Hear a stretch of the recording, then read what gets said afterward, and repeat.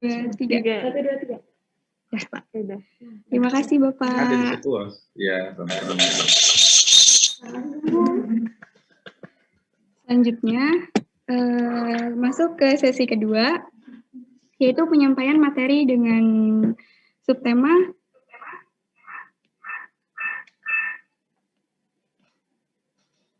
Public Speaking, Berpikir Kritis dan Memotivasi Diri oleh Ibu Amli Anugrah atau kita kenal sebagai Miss Amli. Sebelum menyampaikan materi, izinkan saya membacakan CV Miss Amli terlebih dahulu.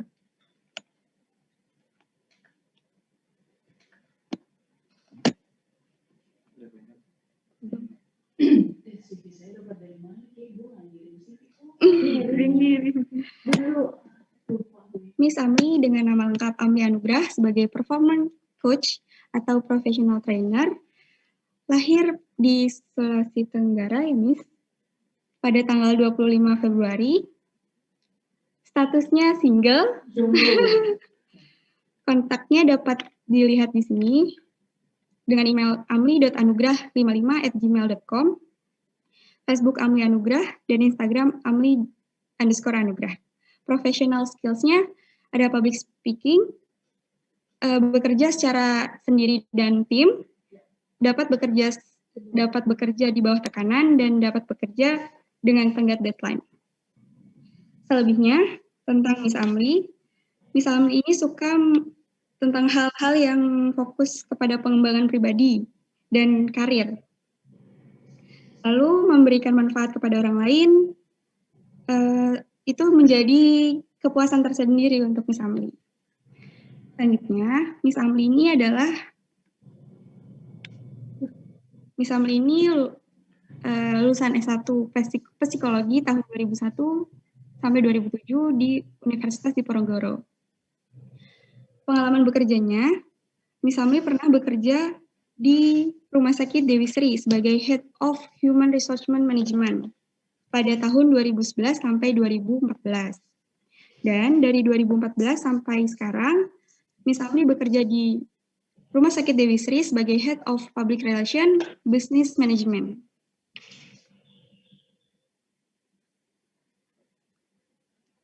Selebihnya dapat dilihat di layar. Dan sampai saat ini, Miss Amli masih menjadi performance coach or professional trainer dengan kliennya Presiden University, BNN Karawang, Telkom Indonesia, Telkom University, PT ACT Metal, SMK BNI, Koyama Indonesia, PT Siroki, PT Asia Citra Pratama, Puskesmas Kebayoran Baru, Jakarta, dan lainnya.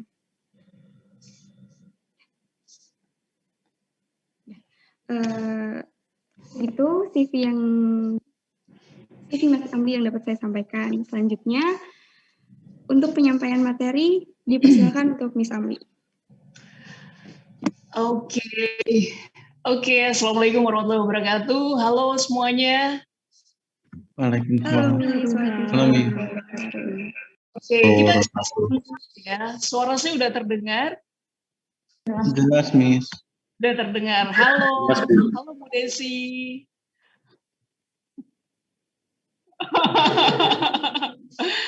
Oke. Benar-benar. Aku paling suka bekerja di belakang layar sebenarnya. Kita lagi di belakang layar nih sekarang. Oke. Pasti. Dan aku lihat, wah, komplit banget nih. Apa ya? I feel home gitu. Saya tuh ngerasa di rumah gitu jadinya. Gitu ya.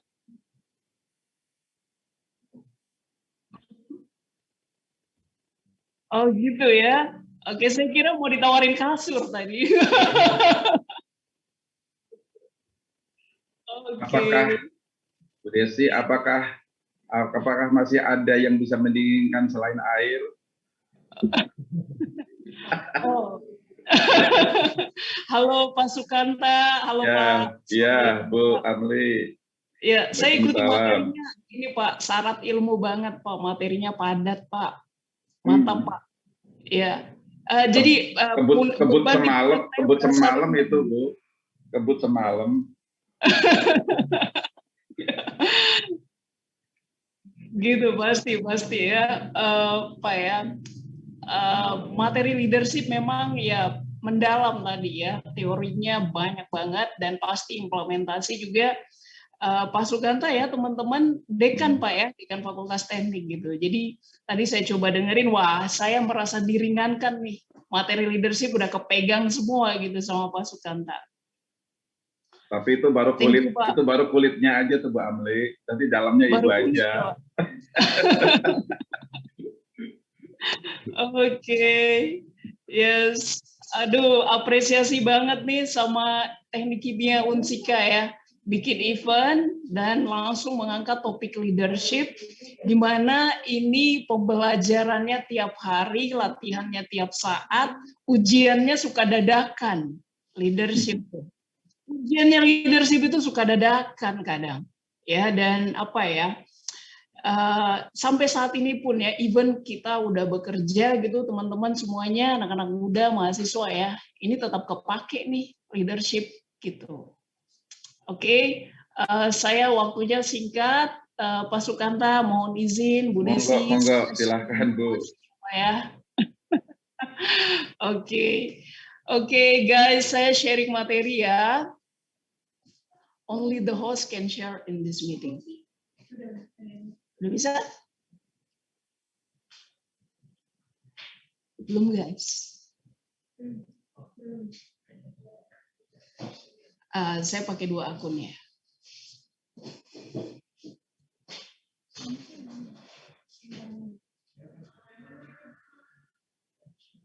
Udah?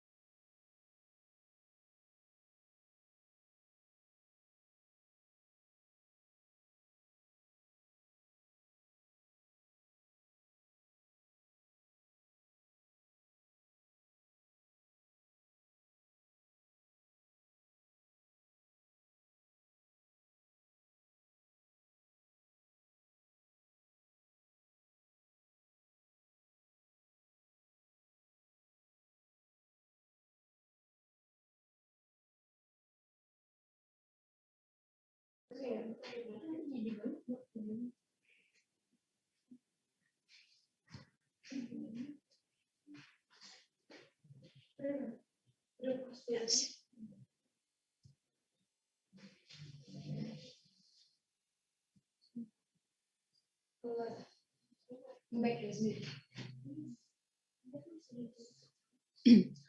Oke, gimana materi saya udah terlihat? Sudah, Mi. Oke, udah terlihat ya. Oke, guys, are you ready nih? Oke, ini materinya.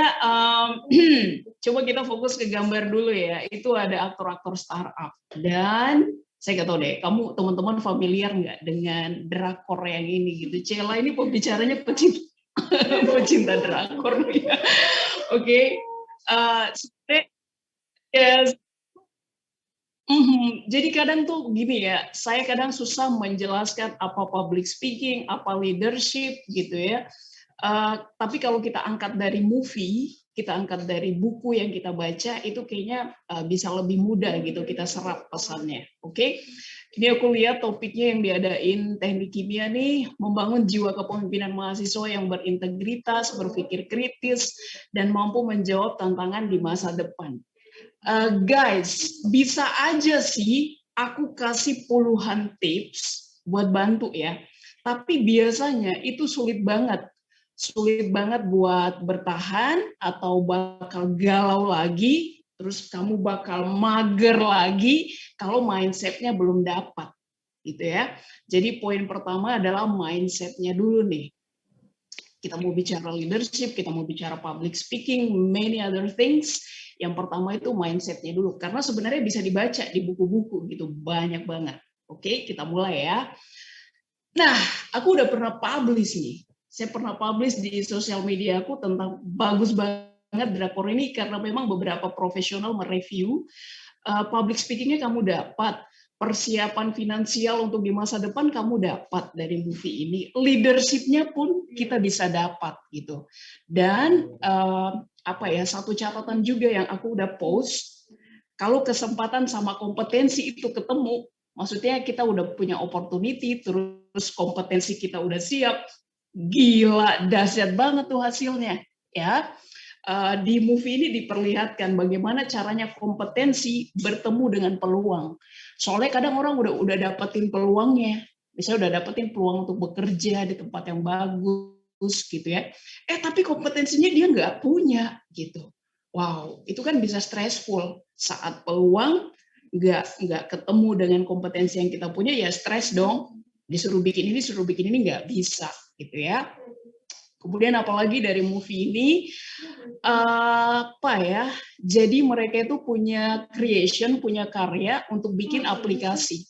Aplikasi yang bisa dipakai sama orang-orang yang punya gangguan penglihatan gitu ya.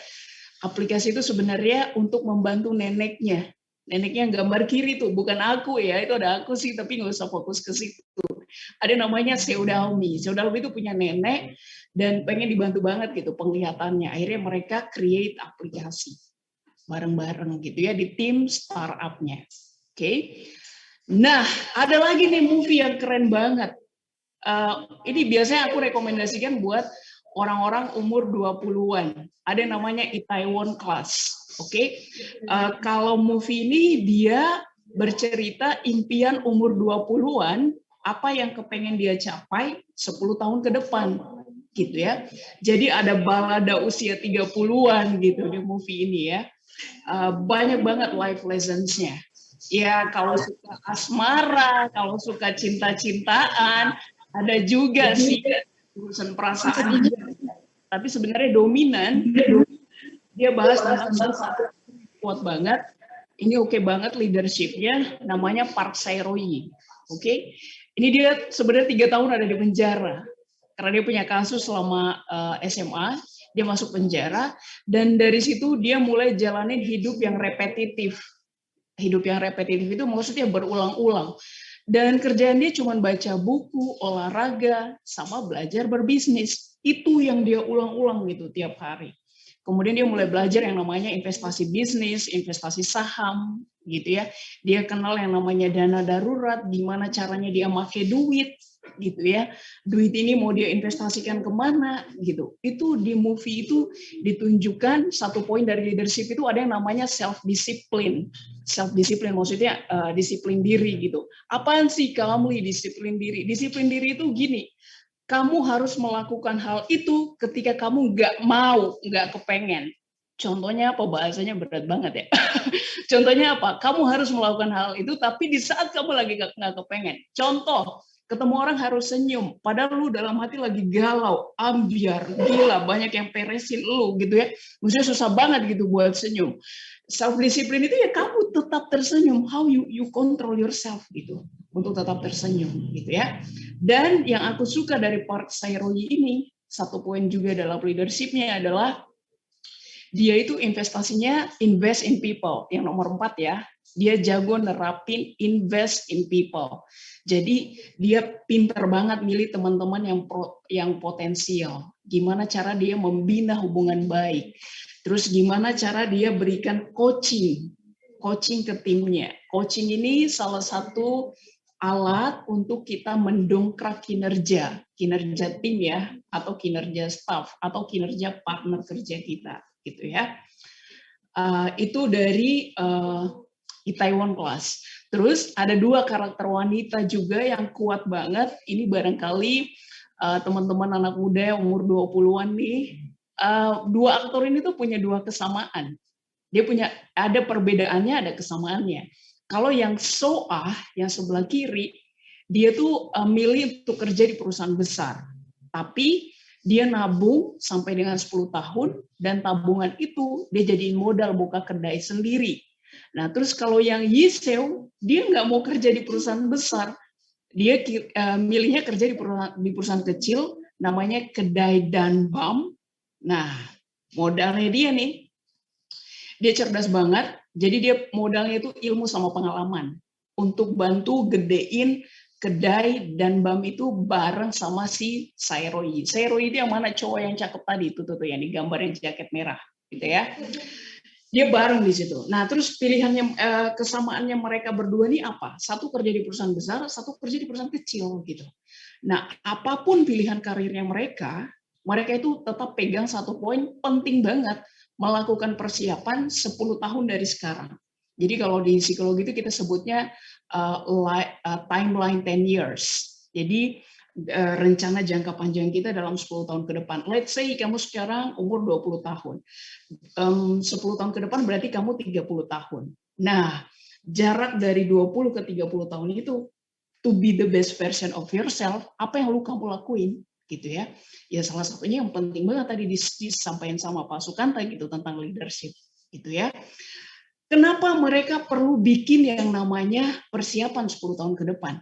Karena I tell you now, nggak ada jaminan keamanan dalam bekerja. Nggak. Pandemi nih, siapa yang nyangka gitu ya, banyak PHK gara-gara pandemi. Oke, yang tadinya mungkin karyawannya ribuan, sekarang di cut off jadi 300, jadi 500 gitu ya. Jadi I'm going to tell you now, tidak ada jaminan keamanan dalam pekerjaan. Oke? Jadi makanya kita perlu prepare. Kita perlu prepare itu semua. Nah, kesamaan keduanya nih dari So-ah dan Yi Seo, dia nerapin living, saving, playing. Living itu kalau familiar nggak ya kalian sama istilah mindfulness? Mindfulness itu bagaimana melatih pikiran kita untuk sesadar-sadarnya mengakui keadaan kita sekarang. Jadi nggak cuma sekedar hidup gitu, tapi benar-benar kita memaknai kehidupan itu gitu ya. Kita sebutnya living. Saving ini maksudnya nabung tadi, dia punya persiapan untuk 10 tahun ke depan. Kemudian playing, ya penting juga ya buat hahaha gitu ya, buat rekreasi itu penting banget gitu ya. Jadi nggak bisa tuh serius terus, nggak bisa. Jadi perlu balance gitu. Kapan saatnya kita keras, kapan saatnya kita kendorin dikit gitu ya guys ya. Nah, itu ada 2 ada 2 inspirasi dari movie yang aku dapat poin public speaking-nya, leadership-nya, financial education-nya aku dapat. Jadi harapan saya dengan kita bisa sharing hari ini gitu ya. Kita bisa punya yang namanya sehat fisik, sehat keuangan, dan paling penting nih sehat jiwa atau mental. Jadi tetap waras gitu ya. Oke, next. Ini profil aku tadi dibacain sama MC panjang banget ya. Kalau di film-film tuh udah dibangga-banggain kayak gitu. Si tokoh aktor utamanya bakal gini, wah kayak gitu ya. Habis dibacain kayak gitu. Tapi so simple, kerjaan gue tuh ini yang ada di satu lembar ini. Oke? Saya di dunia training and consulting, saya seriusnya itu di 3 bidang, psikologi, public speaking, sama broadcasting. Semuanya ini, no, saya bukan expert, saya bukan ahli, masih terus belajar, makanya saya sebut I'm a student of life, gitu ya. Masih terus belajar guys sampai sekarang. Ya, barangkali juga dengan sharing kayak gini, saya bisa dapat input, masukan-masukan yang baik dari pengalaman-pengalaman kamu, gitu ya. Oke, nah ini beberapa contoh kalau di kampus, beberapa contoh yang kita coba handling gitu ya. Kalau di Presiden University itu ada 4. Nah, aku suka nih, siapa nih yang inisiatif bikin acara kayak gini ya? Itu aku senang banget loh pas dikabarin sama panitia, wow, Unsika ya, bikin gila, itu keren banget. Kamu gagas acara ini tuh bagus banget gitu ya. Dan leadership ini tahu nggak, di tempat aku kerja itu biasanya dibekalinya untuk orang-orang manajerial. Ya, jadi posisinya itu supervisor and above. Dan kamu dapatkan itu sejak kamu masih kuliah. Keren kan? Coba kasih reaction dong, tepuk tangan dong. Ada reactionnya kan? Ini diam-diam baik nih. Oke. Terus yang kedua ada yang namanya Internship Career Center. Internship Career Center ini kita menyiapkan mahasiswa untuk terjun ke dunia kerja, gitu ya. Terus adanya Interact. Interact ini yang ngadain anak-anak hubungan internasional. Konten seminarnya full tentang komunikasi kita bahas. Kemudian yang buat anak-anak baru ada yang namanya Organizational Management Training. Jadi mereka itu biar nggak kaget gitu. Wow, masuk ke dunia kampus kayak gini ya. Wow, oh ini individualis banget nih kayak gitu. Kamu ngekos sendiri, ya serba sendiri deh. IPK juga kamu kejarnya, berjuangnya sendiri gitu ya. Banyak banget fakta-fakta di kampus di mana leadership itu ngemimpin diri lo sendiri itu penting banget, guys. Ya. Ini beberapa partnership tadi udah dibacain MC. Ini juga saya skip ya. Nah, oke. Ketika dunia banyak memberikan narasi tentang industri 4.0, justru Jepang itu menyampaikan narasinya bahwa kita menghadapi era society 5.0. Ya, tujuan mereka memberikan narasi ini, Jepang memberikan narasi ini, ada kekhawatiran bahwa industri 4.0 itu akan mendegradasi peran manusia. Maksudnya akan mengurangi peran manusia, gitu, karena semuanya dikendalikan oleh teknologi. Oke, apa itu era society 5.0? Ini tuh konsep masyarakat yang pusatnya pada manusia atau human center, tapi basisnya teknologi. Bingung dengan definisi ini, contohnya gini nih, maksudnya society 5.0. Dulu WhatsApp itu kita nggak bisa bikin status, kita nggak bisa video call, cuman texting doang, gitu ya. Jadi dengan kita mau kembangin human interaction, biar tidak berkurang di interaksi antar manusia, maka dikembangkan yang namanya video conference. Kita kenal yang namanya Zoom, kita kenal yang namanya WhatsApp call group, gitu ya. Terus kita kenal yang namanya Gojek, kita kenal Skype, gitu ya. Banyak banget di mana peran-peran ini walaupun basisnya teknologi, human interaction itu penting banget. Makanya di Zoom, oke, sebisa mungkin kalau sedang berinteraksi nyalain videonya. Oke, gara-gara pandemi nih interaksi kita tuh udah apalagi yang lagi PDKT ya, pandemi kan ngaruh banget tuh, ya kan?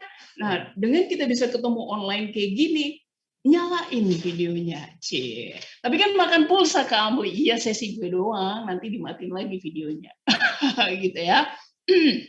Nah, baik revolusi industri 4.0 maupun tantangan era society, satu faktor yang paling penting dari semua itu adalah komunikasi.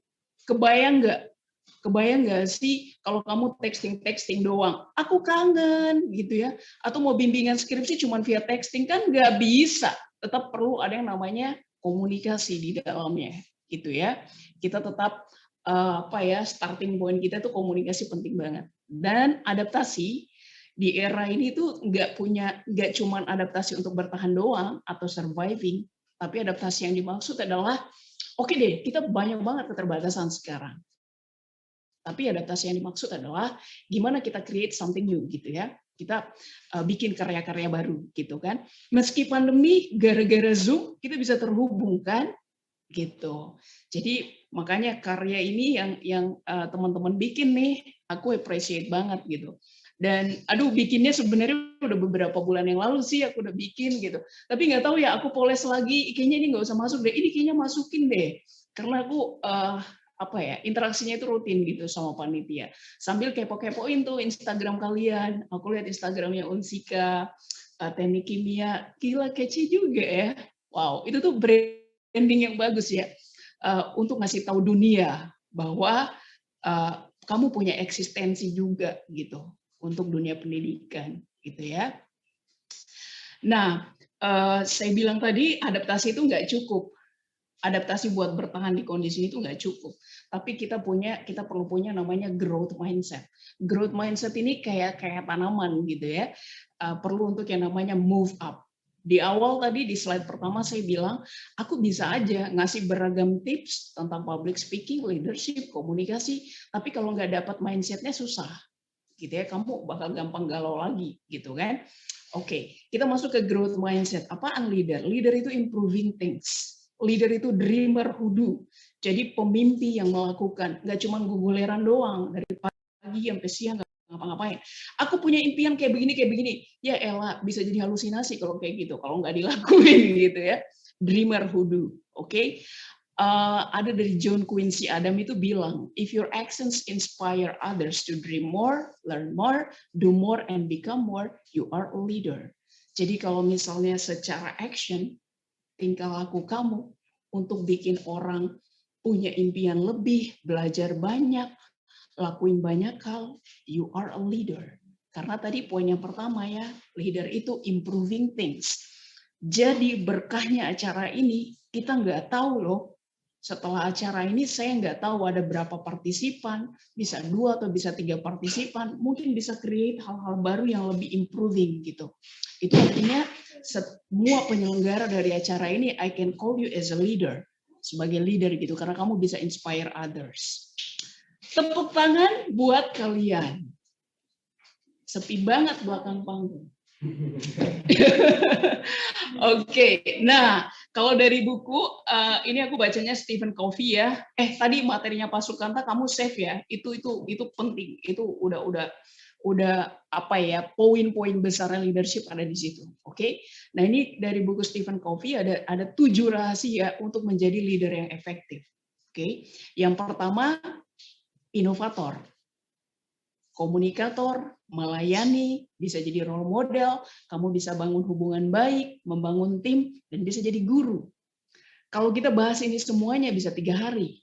Mungkin yang aku akan ambil adalah komunikasinya, relationship-nya, gitu ya, sama yang membangun tim, gitu ya. Artinya event ini yang kamu bikin sekarang, guys. Ketua panitianya siapa? Ada di belakang panggung ketua panitianya, keren banget. Yes. Artinya ini tuh event global yang kamu bikin, yang kita bisa bikin lagi segmentasinya. Maksudnya leadership itu topik globalnya, segmentasinya banyak banget. Segmentasi dari leadership itu ada komunikator, ada membangun hubungan. Gimana caranya ya kita bangun hubungan baik sama orang? Kok aku kalau ngomong sama dia nggak pernah nyambung ya? Kamli orang ini nyebelin banget, nyuruh-nyuruh mulu, gitu ya. Dia nggak mau dengerin pendapat kita loh. Wow, itu udah masuknya ke membangun hubungan, relationship. Kan kita udah meeting, udah bikin janji. Ketemu nih jam segini, dia ngaret, Kak. Kayak gitu. Gimana ya, Kak? Biar orang itu mau ngikutin apa yang aku kepengen gitu. CL gitu ya. Kita bisa mindset yang pertama adalah untuk untuk punya growth mindset itu. Mindset yang pertama adalah itu sebenarnya bisa muncul dari keresahan. Ya elah, malam-malam turun hujan gitu. Coba tanya diri lu resah nggak sih? Jadi semua kemajuan itu bisa dimulai dari keresahan. Keresahan ini awal dari kemajuan. Berarti kami apa yang galau tiap malam itu awal dari aku maju. Jelas. Itu tanda untuk do something, Jack. Kalau misalnya kamu, gue resah nih, malam-malam gitu ya. Karena gini, kemajuan itu dimulai dari keresahan. Keresahan yang kayak gimana? Coba tanya sekarang, asking yourself. Coba tanya diri kamu sekarang, apa yang membuat resah? Apakah dia, udah deh ke laut aja kalau cuma dia doang. Terus, apakah cari kerja yang membuat resah? Atau kamu nggak populer? Atau mungkin kamu ngebandingin teman di usia kamu kayak gini, kok udah capai ini itu ya? Gue masih kayak apa? Yang bikin resah itu apa? Gitu ya. Dan ternyata keresahan itu awal dari kemajuan gitu. Secara instingtual, masuk ke psikologi nih. Secara instingtual, kalau resah, otak kita nih, secara instingtual, kalau kita resah, itu bakal cari jalan keluar. Cari jalan untuk naik kelas. Itu secara instingtual itu kita kayak gitu. Masalahnya, ada juga yang resah itu kerjanya komplain. Udah resah, komplain pula. Gitu ya. Dia nih yang salah. Waduh, itu nggak bakal naik kelas. Apalagi udah ditambahin drama, nyalahin faktor eksternal. Kampus sih kayak begini-begini, kita nggak dikasih kebebasan kayak begini-begini.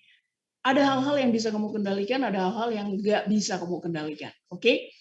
Jadi resahnya ini dilihat lagi gitu. resahnya ini apa yang kira-kira kamu bisa lakukan. Yang dimaksud dengan keresahan di sini adalah jalan keluar yang dimaksud adalah locus of control. Locus of control itu ada dua, internal sama eksternal. Jadi locus of control yang dimaksud adalah lebih pada diri sendiri. What can I do? Gitu ya. What can I do? Jadi daripada berpikir what's stopping you, apa yang bikin kamu berhenti, coba ganti dengan what can I do. Mindsetnya seperti itu ya. Bukan berpikir what's stopping you, tapi kita ganti mindsetnya dengan what can I do.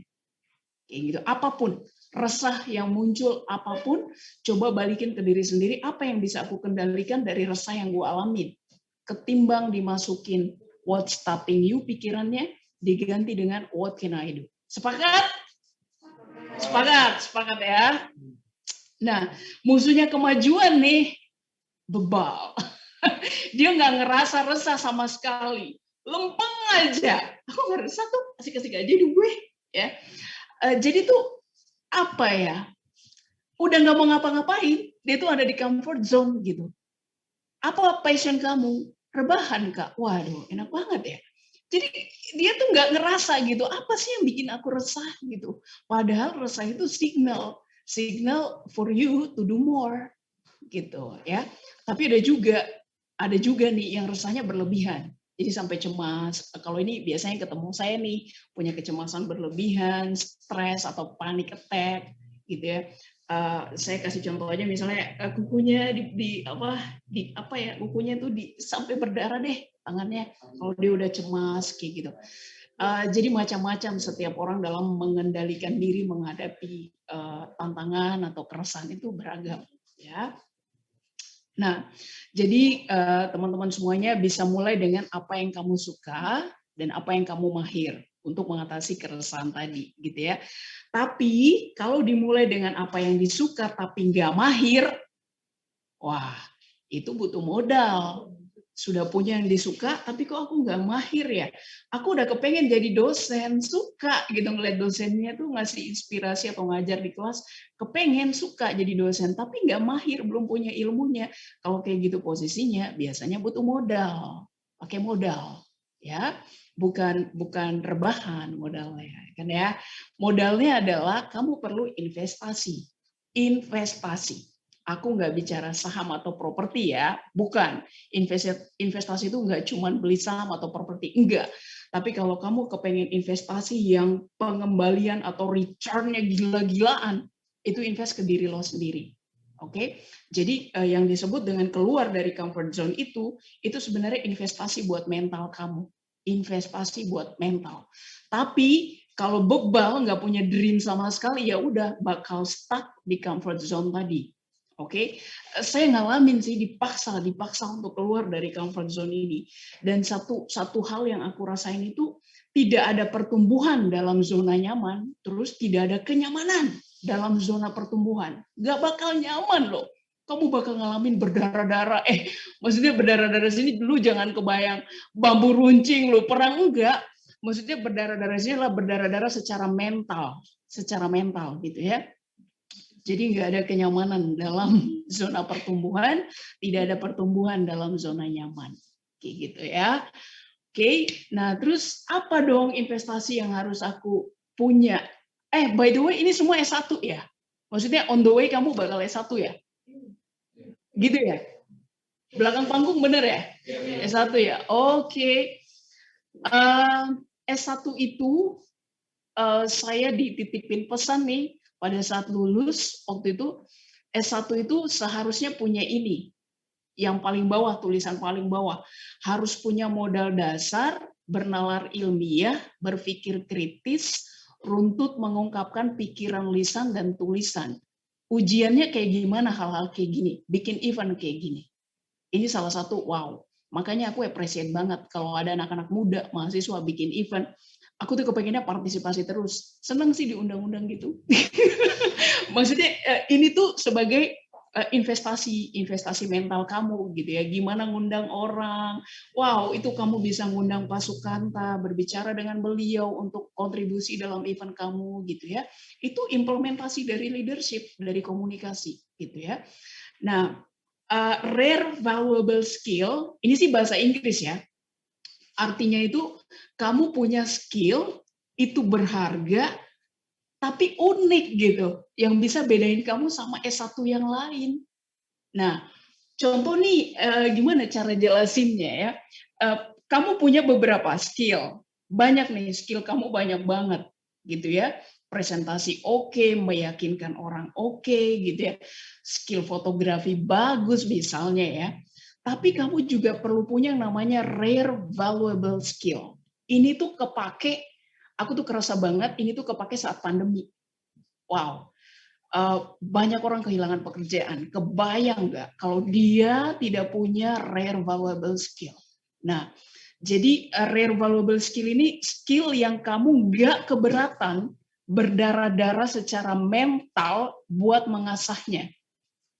Oke, saya dulu belajar public speaking sampai naik turun bus loh. Naik turun bus, berangkatnya jam 5 pagi, itu ke Jakarta, saya sekolah public speaking-nya itu di John Robert Power. Pulang ke Kerawang itu jam 10 malam, aku belum punya mobil, jadi aku pakai omprengan. Jadi kalau gue kebayang gue bisa nangis sih, tapi itu semua yang gue sebut investasi gitu ya. Itu investasi. Apalagi mungkin dari sekian banyak partisipan, mungkin ada yang biayain kuliah dia sendiri gitu ya. Wow, waduh kalau gue bisa ketemu sama orang yang kayak gitu, gila, itu keren banget. Aku bakal jabat tangan kamu tuh. Nah, jadi terus kalau misalnya udah kerja, untuk punya rare valuable skill ini, coba cari pekerjaan di mana bosnya itu mau jadi mentor. Mau jadi mentor untuk ngasih banyak skill ke kamu. Kayak gitu ya. Kalau belum punya pekerjaan, ya cari kampus. Cari kampus, cari universitas yang kira-kira itu bisa bahan belajar, lingkungan belajar kamu untuk punya rare valuable skill. Atau yang kayak gini deh, yang sekarang ada di depan kita. Ini kan gak ada hubungannya sama teknik kimia nih. Maksudnya mata kuliah, saya juga lupa senyawa-senyawa ya belajar ya kautekim itu ya. Ini tuh leadership itu materi yang tidak didapatkan di kurikulum formal gitu guys. Ya, jadi kamu perlu create sendiri gitu ya. Makanya saya nggak tahu deh, saya nggak berhenti nih apresiasi kalau kamu sering bikin hal-hal kayak gini. Nanti tinggal disegmentasikan aja topik leadership apa lagi yang perlu diangkat. Karena sekarang kamu starting point-nya udah mulai dengan topik yang global tentang leadership gitu ya. Nah, dengan punya rare valuable skill, dengan punya skill yang kamu tadi nggak keberatan berdarah-darah untuk diasah, artinya itu kamu punya nilai jual atau market value. Nah, nanti kan nyari kerja nih, kamu nyari kerja, atau mungkin mimpin tim kamu dalam organisasi gitu ya, atau mungkin kuliah sambil kerja. Oke, itu bisa nambah nilai jual kamu, asalkan dari sekian banyak skill tadi, ada yang kamu asah menjadi rare valuable skill tadi, karena ini bisa nambah nilai jual. Terus yang kedua, apalagi yang bisa menambah nilai jual kamu adalah networking. Networking itu termasuk di dalamnya gimana kamu bina hubungan baik sama orang. Tidak hanya orang yang lebih muda, yang sepantaran, tapi dengan orang yang lebih tinggi atau lebih sukses dari kamu. Terus yang ketiga adalah reputasi. Reputasi ini, misalnya nih, kamu kan saya lihat cukup viral juga ya, cukup eksis di dunia digital gitu. Saya lagi kepo-kepoin Instagramnya Unsika sih. Nah, itu tuh bisa nambah-nambah reputasi loh. Jadi digital